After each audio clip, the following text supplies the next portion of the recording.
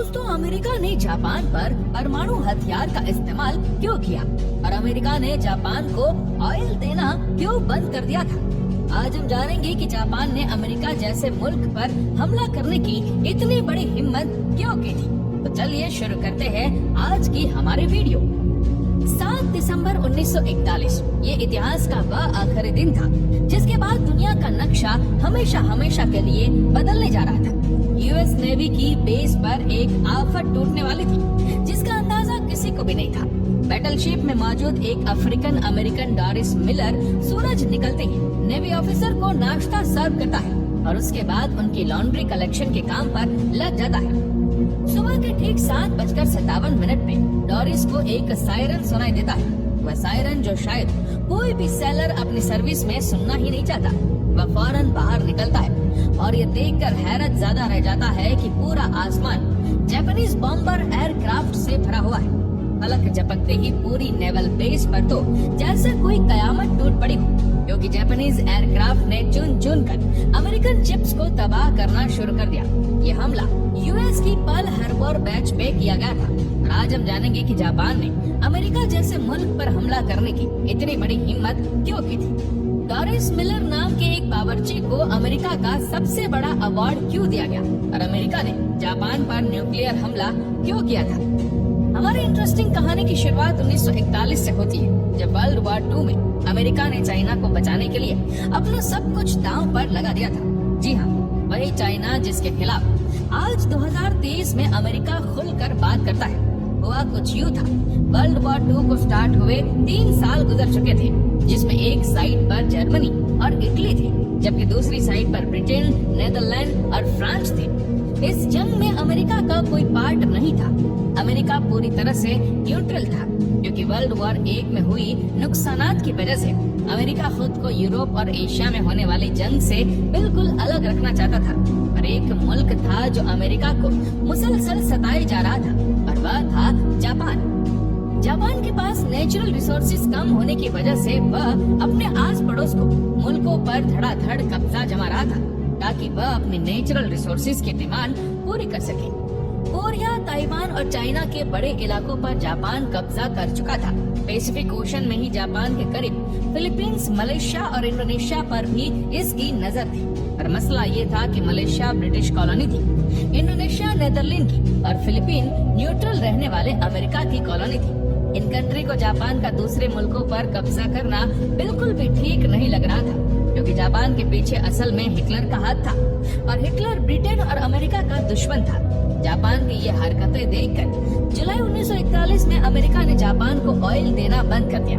Japan के पास खुद का ऑयल नहीं था, बल्कि उसकी डिमांड का 80% ऑयल वह अमेरिका से ही इम्पोर्ट करता था। अमेरिका ने उसके सामने ये कंडीशन रखी कि पहले उसको चाइना में अपना कब्जा छोड़ना पड़ेगा, फिर जाकर उसको ऑयल दिया जाएगा। जापान के लिए ये एक बहुत ही मुश्किल फैसला था। एक तरफ अगर वह चाइना से अपना कब्जा छोड़ देता तो पूरी दुनिया समझती है कि इसमें हिटलर की सपोर्ट के बावजूद अमेरिका के सामने अपने घुटने टेक दिए हैं। दूसरी तरफ ऑयल था, जिसके बगैर जापान का होल्ड वैसे ही कमजोर पड़ जाना था। जापान ने फैसला किया था कि वह चाइना से अपने फौजी वापस नहीं बुलवाएगा, बल्कि अंदर ही अंदर उसने प्लान बनाया कि वह ऑयल के लिए इंडोनेशिया पर कब्जा करेगा। लेकिन ये काम उतना आसान नहीं था। जैसा कि हम पहले ही जान चुके हैं, इंडोनेशिया वक्त नीदरलैंड की कॉलोनी थी और वहां तक पहुंचने के लिए जरूरी था कि पहले फिलीपींस पर कब्जा किया जाए, जो कि अमेरिका की कॉलोनी थी। जापान को अच्छी तरह मालूम था कि अगर उसने फिलीपींस पर हमला किया तो उसकी जवाबी कार्रवाई पैसिफिक ओशन में ही मौजूद American naval base Pearl Harbor से की जाएगी। लेकिन क्योंकि जापान के पास अब ऑयल रिजर्व्स तेजी से खत्म होते जा रहे थे और उनके पास हमला करने के सिवा और कोई ऑप्शन नहीं बचा था, फिलीपींस में नहीं बल्कि पर्ल हार्बर पर। जी हाँ, जापानीज मिलिट्री लीडर ने फैसला किया कि वह अमेरिका की पर्ल हार्बर बेस पर एक सरप्राइज अटैक करके पूरी बेस को ही उड़ा डालेंगे, ताकि उसके बाद जापान आसानी से फिलीपींस पर कब्जा कर सके। जापान अब चुपके से पर्ल हार्बर पर अटैक करने की तैयारी में लग चुका था। उसने अपनी फ्लीट तैयार करना शुरू कर दी, जिसमें 2 बैटलशिप्स, 39 सबमरीन, 30 डिस्ट्रॉयर्स और हैरत अंगेज तौर पर 414 बॉम्बर एयरक्राफ्ट थे। इन एयरक्राफ्ट को 6 एयरक्राफ्ट कैरियर के जरिए पर्ल हार्बर की तरफ रवाना किया गया। दूसरी तरफ अगर पर्ल हार्बर पर खड़ी अमेरिकन फोर्स का अंदाजा लगाया जाए तो इसमें 8 बैटलशिप्स, 59 एंटी एयरक्राफ्ट शिप्स, 4 सबमरीन्स और 390 एयरक्राफ्ट थे। देखा जाए तो अमेरिका के पास जापान का हमला नाकाम बनाने के लिए काफी फोर्स मौजूद थी, लेकिन इसके लिए जरूरी था कि इनको पहले से इस हमले की इंफॉर्मेशन मिल जाए।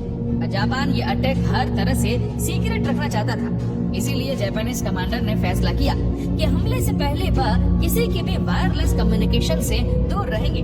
जापान से निकलने वाली फोर्स करीब 8000 किलोमीटर का फासला तय करके अब पर्ल हार्बर से सिर्फ 370 किलोमीटर दूर थे और यही वह पॉइंट था जहां से एयरक्राफ्ट को हमला करने के लिए टेक ऑफ करवाया गया।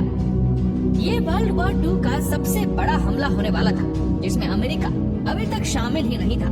7 दिसंबर 1941 की सुबह को 757 से 350 जापानीज एयरक्राफ्ट में पर्ल हार्बर से 2 अलग अलग ग्रुप्स में धावा बोल दिया। अमेरिकन जो इस हमले से बिल्कुल लाइन में थे, उन पर तो जैसे कयामत ही टूट पड़ी। जापानीज एयरक्राफ्ट के पहले ग्रुप में गोलियों की बारिश करती थी और 45 मिनट तक ये पर्ल हार्बर पर हमला करते रहे और फिर वापस चले गए। पहले तो यूं लगा शायद हमला खत्म हो चुका है, लेकिन 10 मिनट बाद बॉम्बर एयरक्राफ्ट का दूसरा ग्रुप आया और बची कुची नेवल बेस को भी गोली बरछा कर तबाह कर दिया। पूरे 1 घंटे और 15 मिनट तक यह हमला जारी रहा, जिसमें जापान का पलड़ा हर तरह से भारी था। अमेरिका की 20 वेसल्स, 8 बैटलशिप्स और 300 से भी ज्यादा प्लेन्स को खड़े खड़े तबाह कर दिया गया। जमीन को आग और आसमान को काले धुएं के बादलों ने छुपा दिया था। इसी दौरान अमेरिका की एक बैटलशिप में अफ्रीकन अमेरिकन डॉरिस मिलर भी था। लॉन्ड्री कलेक्शन के दौरान डॉरिस को एक सायरन सुनाया गया।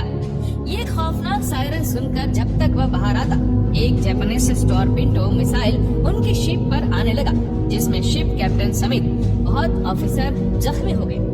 डॉरिस ने अकेले जख्मों को सेफ जगह पर शिफ्ट किया और फिर एंटी एयरक्राफ्ट मशीन गन पर जाकर खुद जापानीज एयरक्राफ्ट पर पलटकर वार किया।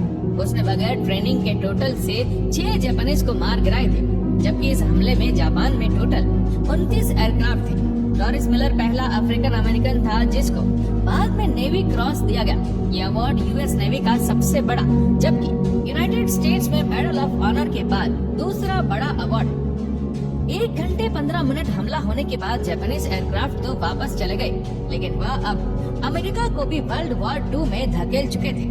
वही अमेरिका जो इस हमले से पहले वर्ल्ड वॉर 2 में शामिल ही नहीं था।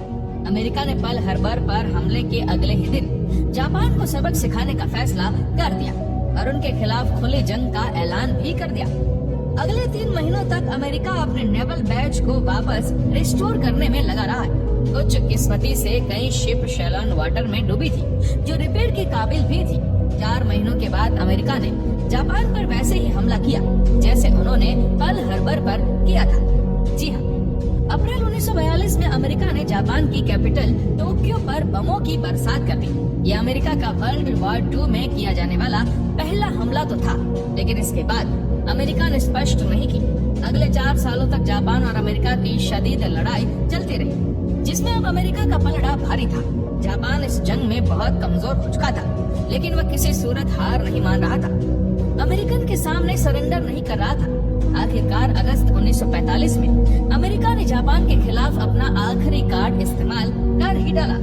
6 अगस्त 1945 को सुबह के 8 बजे जापान के हिरोशिमा शहर के ऊपर एक Boeing B-29 super fortress aircraft देखा गया। इस जहाज में 4400 केजी वजनी लिटिल बॉय नाम बम हिरोशिमा के ऊपर गिरा डाला।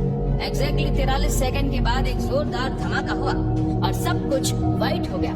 उसके बाद एक फायर बॉल जमीन से आसमान की तरफ गया, जिसने जमीन का टेम्परेचर 5000 डिग्री सेल्सियस तक पहुंचा दिया। ये हिस्ट्री का पहला न्यूक्लियर अटैक था, जिसने सिर्फ एक चुटकी में ही पूरे हिरोशिमा पर 80% से भी ज्यादा बिल्डिंग्स को मिट्टी का ढेर बना दिया। जापानीज मिलिट्री लीडर के तो जैसे पैरों तले जमीन ही खिसक गई थी। अभी वह कुछ और समझते 3 दिनों के बाद 9 अगस्त 1945 को अमेरिका ने जापान के शहर नागासाकी पर भी न्यूक्लियर बम गिरा दिया। ये मार्क 3 बम था, जिसका कोड नाम फैट मैन रखा गया था। 4670 केजी वजनी इस बम ने गिरते ही पूरे शहर को सफाई हस्ती से ही मिटा डाला। ये वह 2 न्यूक्लियर बम थे जो इंसानों दोनों पर इस्तेमाल होने वाले पहले और आखिरी बम्स थे। एक अंदाजे के मुताबिक हिरोशिमा और नागासाकी के हमलों में 2,60,000 के करीब लोग मारे गए। इस हमले के अगले ही हफ्ते जापान ने अमेरिका के सामने सरेंडर कर दिया और इसके साथ ही वर्ल्ड वॉर 2 भी अपने अंजाम पर पहुंची।